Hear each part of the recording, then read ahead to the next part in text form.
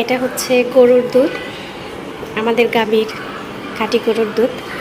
এটা পাঠিয়েছে। আর এখানে আছে কি কি আমি আপনাদেরকে দেখাচ্ছি। এটা হচ্ছে কাঁচা পেঁপে, কাঁচা পেঁপে। এটা লবণ দিয়ে খেতে অনেক ভালো লাগে। আর এইখানে আছে আপনার কচুরলতি, যেটা মা একদম ধুয়ে কেটে পরিষ্কার করে দিয়েছে। তারপর এটাতে আছে শাপলা, এটাও একদম কেটে পরিষ্কার করে দিয়েছে। তারপর এটাতে আছে নিমকি, তেলে ভাজা নিমকি, যেটা আমাদের ওইদিকে নিমকি খেতে অনেক ভালো। আর আয়রা খুব পছন্দ করে নিমকিটা। এখানে আছে গাছের আমড়া, এটা ছোট কাকি পাঠিয়েছে। এই আমড়াগুলো খেতে অনেক ভালো, মানে খুব বেশি টকও না আবার মিষ্টিও না, এরকম।